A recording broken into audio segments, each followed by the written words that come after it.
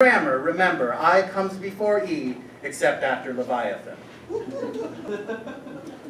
Not a grammar crowd. The Leviathan communicates exclusively with songs in the key of life. The most popular female Leviathan name is Maggie. The most popular male Leviathan name is Rex. The Leviathan is not a fan of water sports.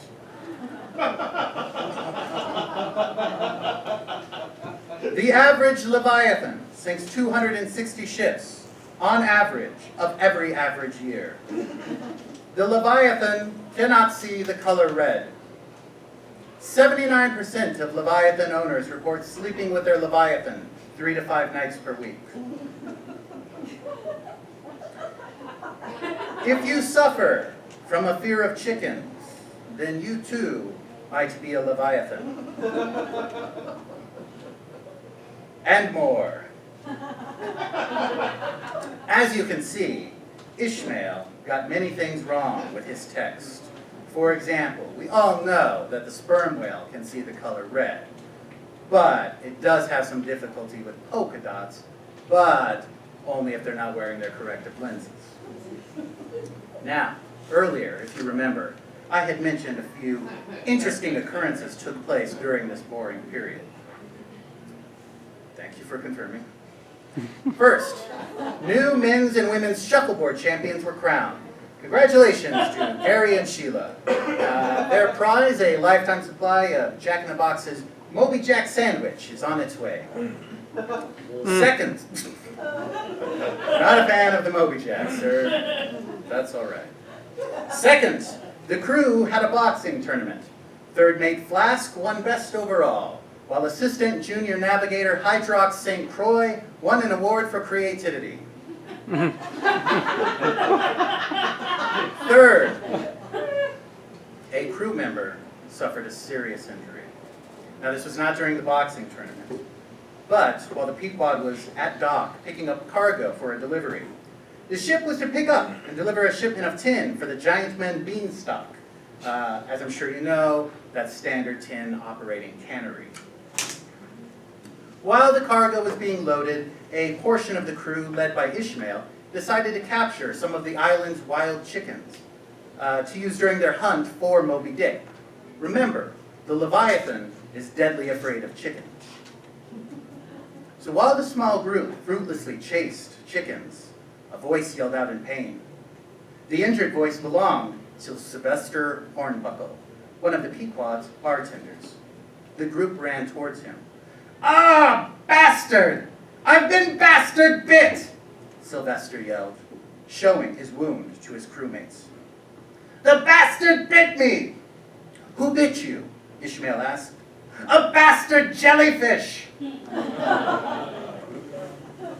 "Actually, Sylvester, jellyfish sting. They don't bite," Ishmael corrected him.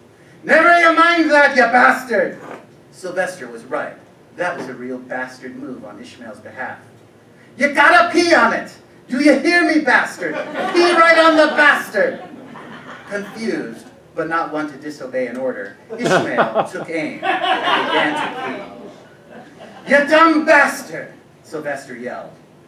"Not the bastard jellyfish! Me bastard leg! Pee on me bastard leg!" Ishmael again obliged. The jellyfish was never talked about openly after that day.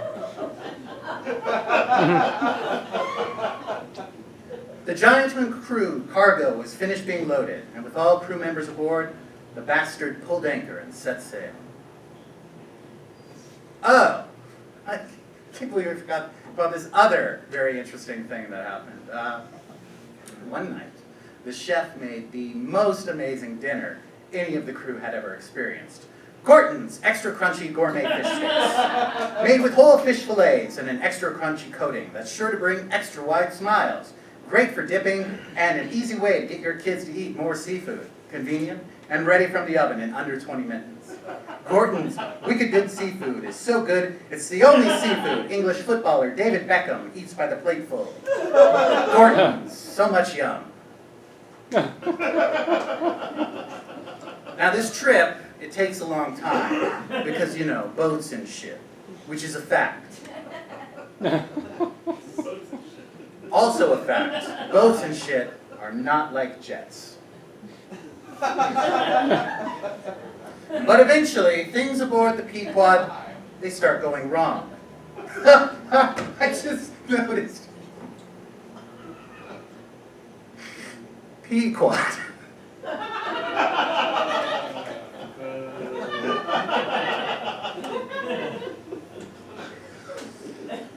Totally an accident, guys. I did not sit down and write a last-minute show about Moby Dick. Just silly. I mean, I've got other ways I can make fun of old Shrek nuts if I want. Anyway, things on the Pequod. Sorry, things on the boat start going wrong. And they start happening just as they enter Moby Dick's stomping grounds near the equator. The navigation equipment breaks. A typhoon hits and seems to almost try pushing the ship backwards. They run out of Gordon's fish sticks. They cross paths with several ships that have lost members of their crews to the gargantuan beast, each warning the Pequod to stay away, none of them having any Gordons to spare. Starbuck sees this event as a series of bad omens and in private tries to convince Ahab to end his pursuit of Moby Dick. "Please, Captain," Starbuck implored, "this is folly. Let us end this madness. We'll make the giant men delivery and then we can return home." "No, Mr. Starbuck. We will stay on our current path." "But Captain, the crew is tired. The passengers are beginning to complain about the buffet. We're out of Gortons. Leave Moby Dick be. For the love of God. For the love of Gordons.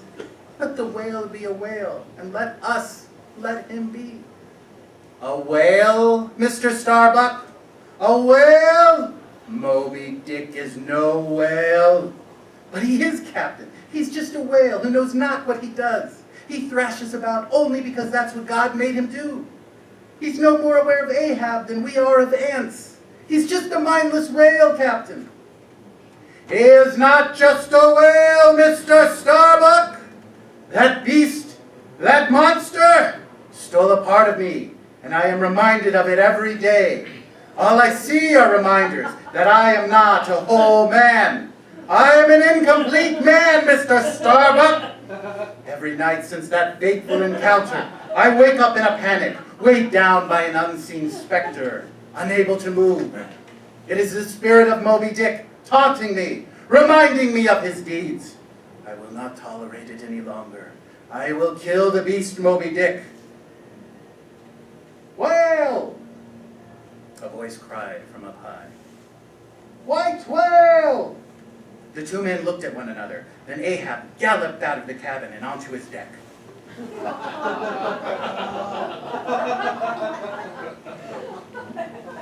"White whale!" the cry repeated.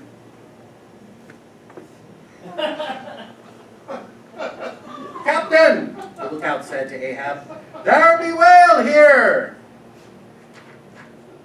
Ahab raised the looking glass to his eye and stared at the face that had haunted him all these years, a face that seemed to be mocking him. "I saw it first!" the Pequod's captain yelled. "I get the money!" The crew groaned. "Now make haste and get me that whale!" The crew of the Pequod gave chase after Moby Dick for 3 days before they were close enough to launch the whaling boats. But each whaling boat was no match for the strength and desire to live of the white whale. Not even reigning boxing champion Flask was a match for Moby Dick. Ahab's bloodlust overpowered what little logic he had, and he climbed into one of the whaling boats, swearing that Moby Dick would be his.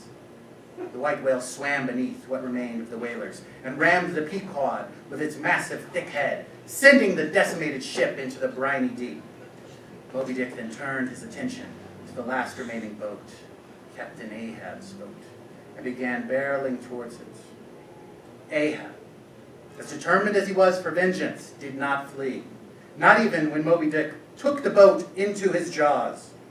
Ahab raised his weapon, and with all that was left of his being, he screamed at his enemy, "To the last I grapple with you. From hell's heart I stab at you.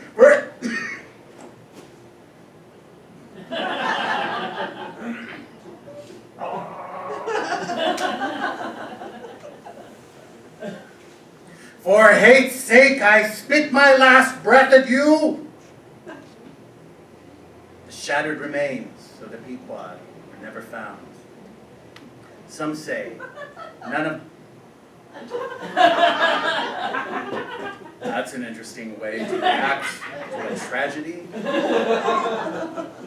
Now remember, this is not just a whaling ship, it's also a cruise ship. There are many honeymooning couples that were aboard. There were many lonely, single older men on board, hoping to meet somebody.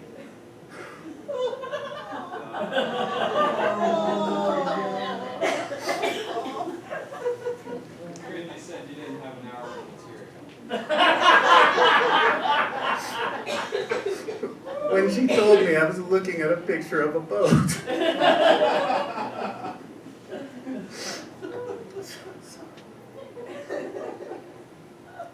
Maybe we can try this again. The shattered remains of the Pequod were never found. Some say...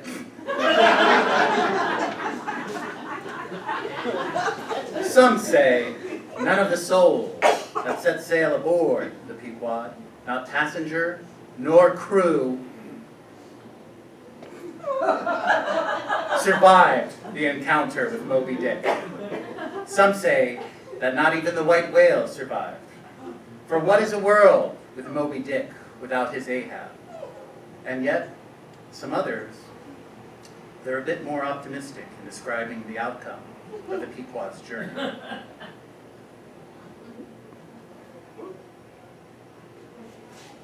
The end.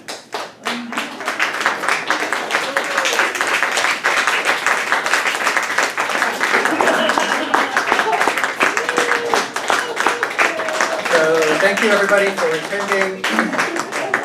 As far as I know, that concludes the festival.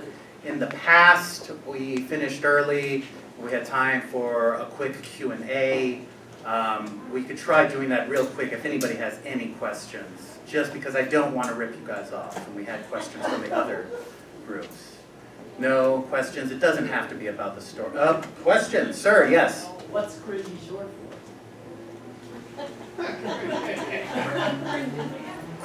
Cringy, I assume.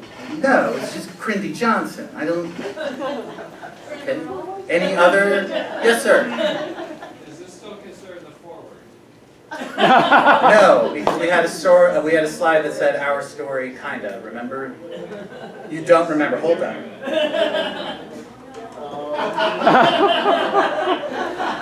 Any other questions?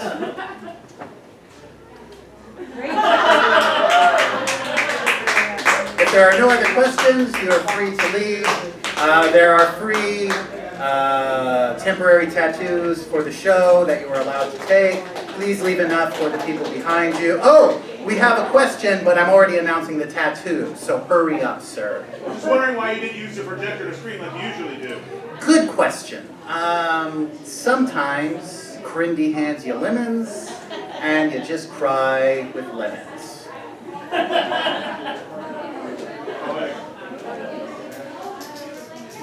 You did not raise your hand, so I will not recognize your question.